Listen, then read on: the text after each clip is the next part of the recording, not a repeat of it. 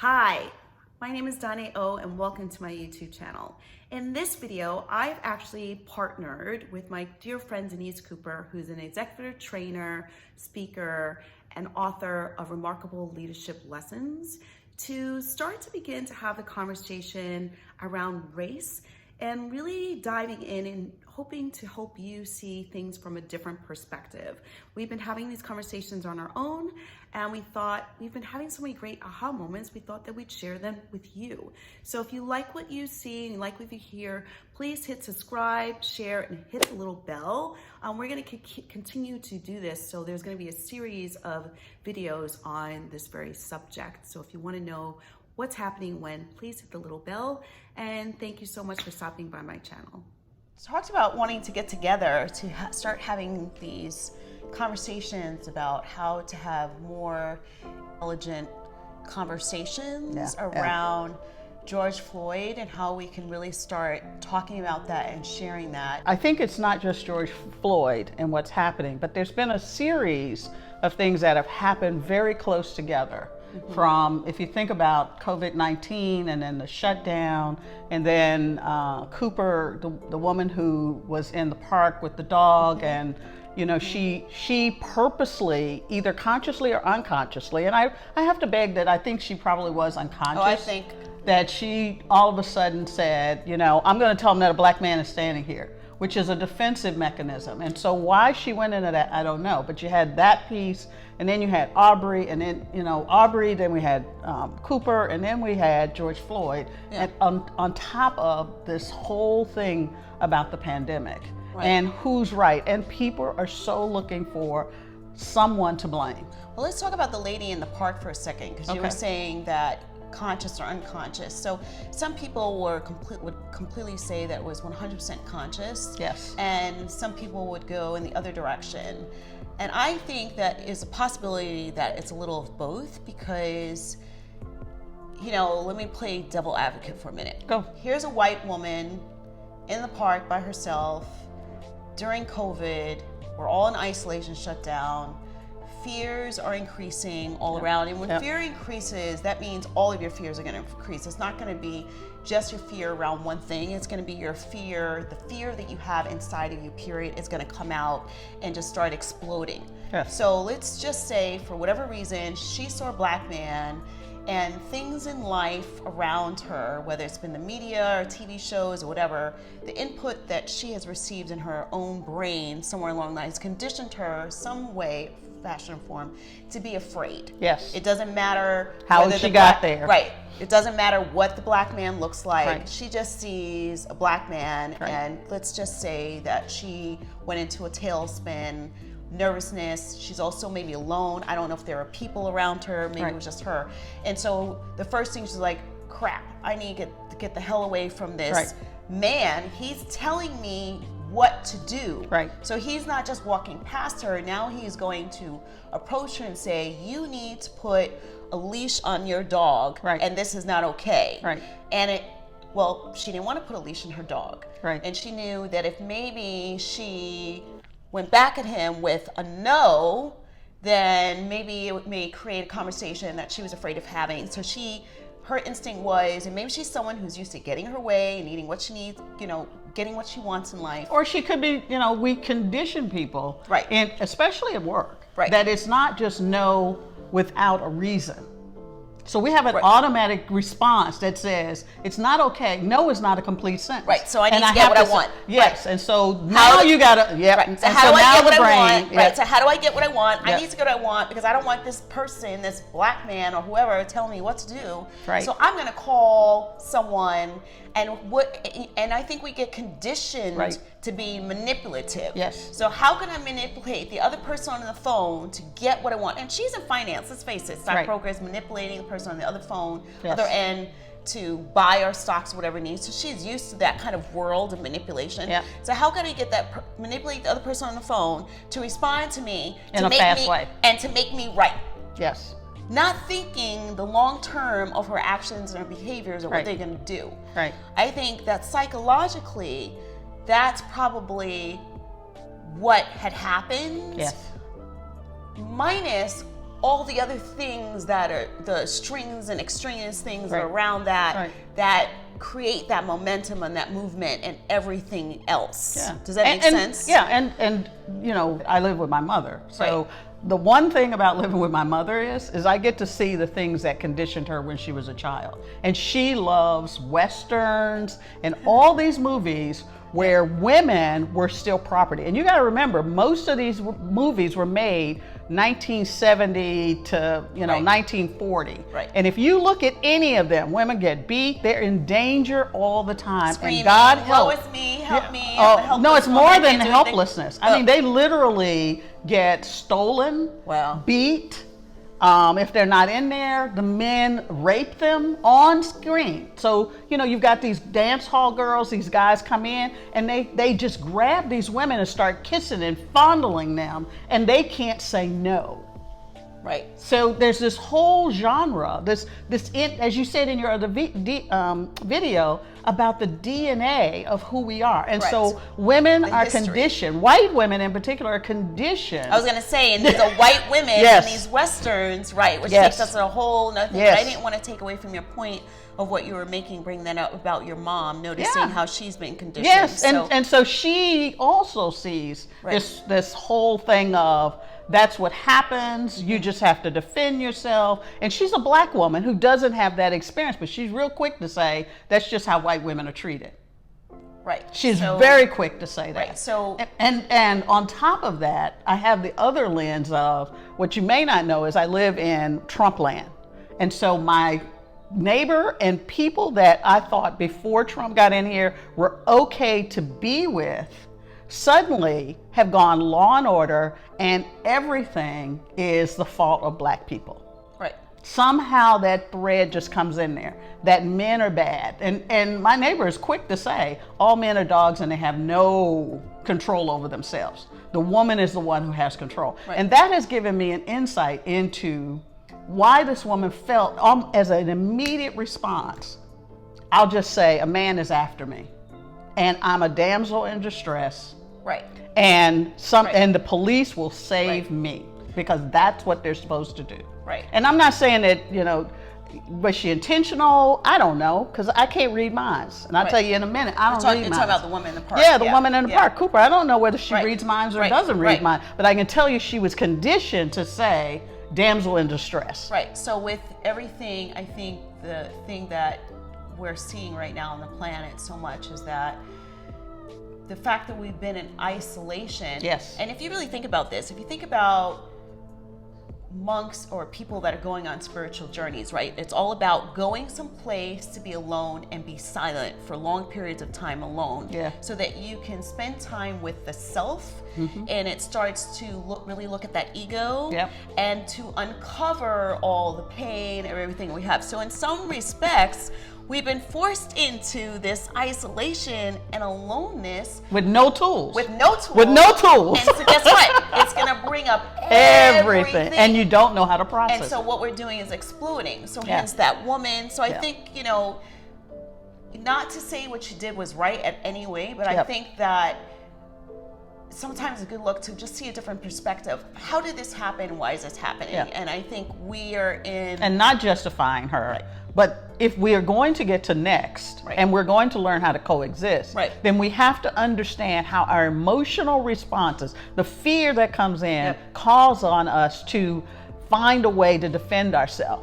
And that's the white perspective. But on the other side, you know, me dealing with corporate people all the time, how much pain that they carry, how much control they have to have, because they can't truly be black at work. Because white people are just, oh my God, you're too strong, you're too passionate, many I times- can't hear you. Yeah. How many times as a black woman have you heard that we're aggressive, Yes. we're mean, Yes. we've said things too harshly, Yes. been told we have to temper ourselves, Yes. we're too emotional, Yes. we're too passionate. Yes. Like all of these things. And you know what?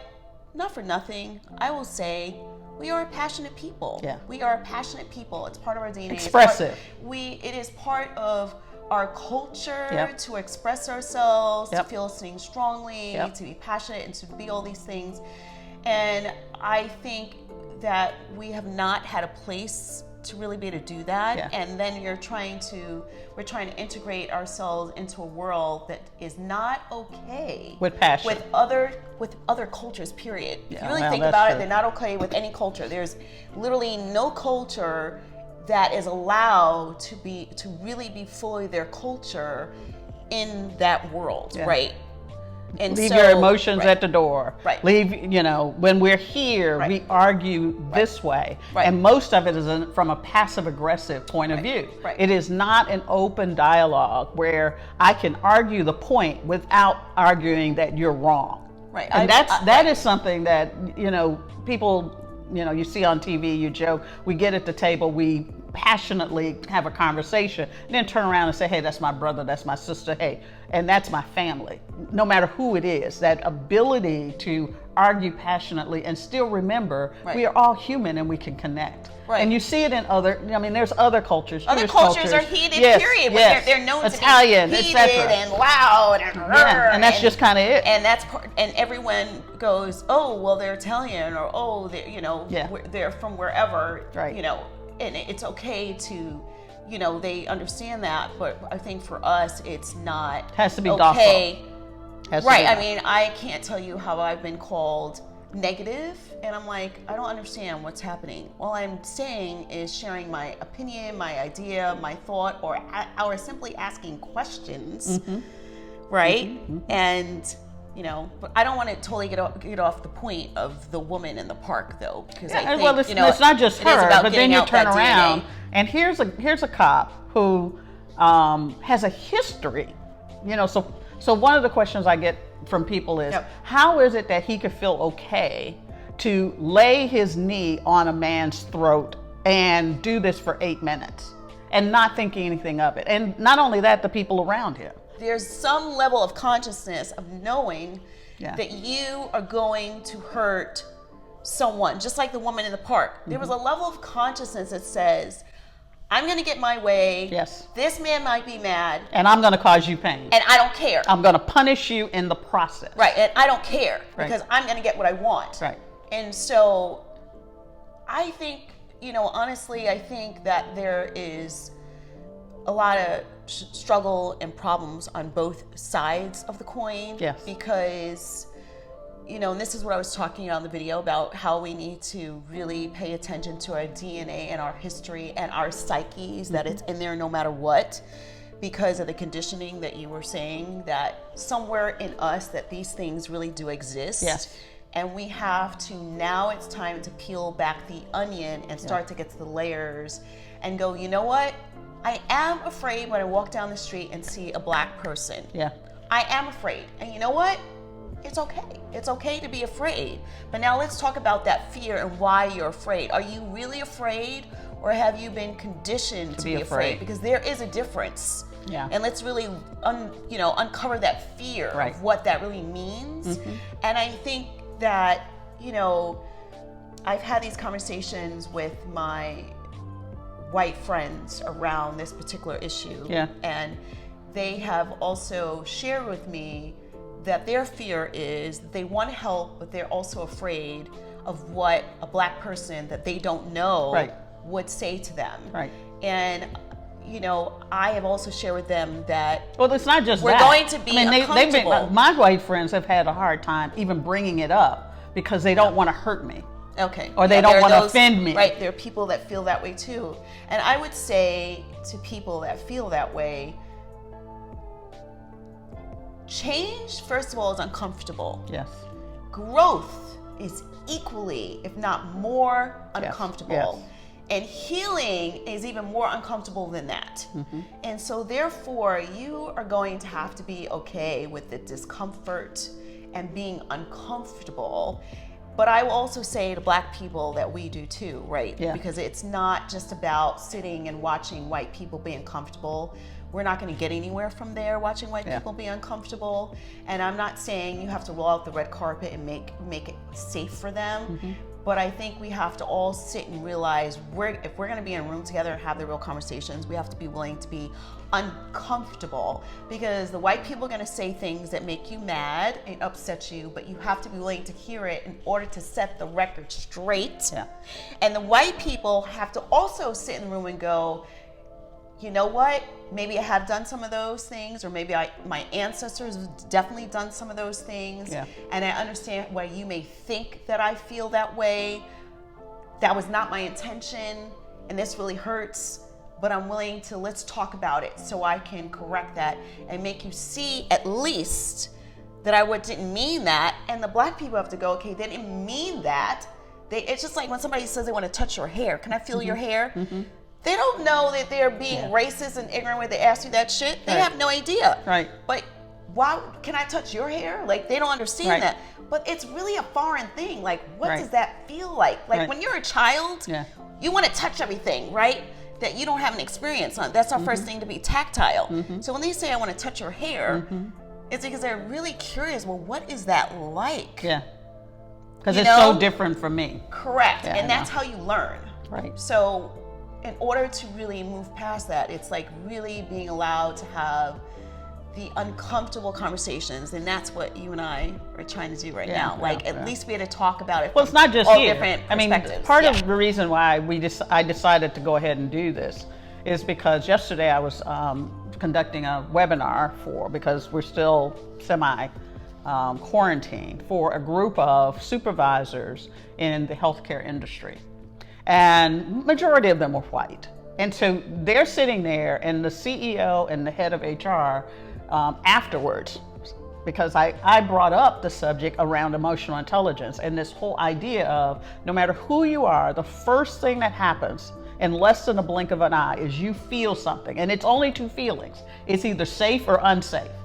From there, your brain goes into overload of how do I not be safe, or it's okay for me to express myself as to who I am. It's just that way. And then you start deciding what behavior is the right behavior to have. And so I brought up the whole Floyd and the pandemic. Wait, so you mean the brain goes into how do I feel safe? Yes. Okay. That's the action. You said unsafe. Okay. How do I keep from being unsafe? Okay, great. Out of it, and what do I need to do to protect myself? Right. And it pulls from your history faster than you can process it. Right. A defense mechanism, because the first instinct is to be safe. Yeah, let me say something about that, because it's pulling from a history that you may not even be aware of. That's exactly right, because we've all been conditioned. Right, it could have been when you were 2 years old. You don't even know where that's coming from, because the psyche and the ego's job is to keep us safe. Yes. And so therefore it's going to take memories and all kinds of things and lock them away, because it's like, oh no, that hurts, let me put it in put it behind a door. So we don't always know where that's coming from, and it could come from our parents' feeling of unsafety, not even may have been our experience at all. Right. That's why all these things are actually part of our psyche. Right. So we're digressing, so we're moving back and forth. So let me give you an example. I've lived in a lot of places. This is my 10th move living here in Charlotte. And so one of the experiences I had is I lived in Muscatine, Iowa. Pretty white, trust me. Pretty white. In a place like Muscatine, I mean, I wouldn't expect it to be anything else but very white. But one of my best friends at the time had a son. And so we became good friends. The three of us kind of became cohorts, because she was from a big city of New York, and being in Muscatine was an uncomfortable experience for her too. Right. And so later we moved to St. Louis, I believe it was, and it was Black History Month. And her son came, and we had been like, I'm with kids, I'm teaching them, we're back and forth, really, really close threesome here, because we'd had these other experiences. He comes home and he's not talking to me. He's not even looking me in the eye. And I'm like, Jonathan, what's the deal? What's up? And so finally, I cornered him enough to say, okay, what have I done that's causing you? Why are we not connecting? Why are you not playing with me? And he just looked me in the eye and he said, I don't know how you can love me and my mom. And I'm like, what? He said, I don't know how you can love me and my mom. And I said, what are you talking about? Well, we're studying Black history. And it was like the third week of the month, right? You know, we're getting ready to end it. And he said every black person that we studied had been lynched, beaten, or killed by white people. So how could you or anyone who is black in America ever trust a black person? And that's from a child. And this is from a child. I think he was like 10 or 11 at the time. Yeah, and that's amazing about that is how many other children were taught and that never get to process exactly. those emotions around the horror of how we teach history in this country. Yeah, and so even though, and I'm bringing it back because your point of, we don't even know how we come up to these ideas. No. But here is a child who's been conditioned that black people only know white people from a place of pain. Right. And therefore, how could they ever love us? And more importantly, how could I ever be safe with them? Because I think they're going to retaliate against me the way my history, my ancestors have retaliated against him. Right. Boy, that was a lot, wasn't it? So we're going to take a pause right here and end this right now to give you a chance to process and maybe think about what you've heard and the things that we shared, and look for part 2, because we're going to have a series of these videos. And if you hit the little bell down below, you'll be aware of when I upload the second part of this conversation. And please hit subscribe, like, and share. And thank you so much for joining in the conversation. Peace. Have a great day.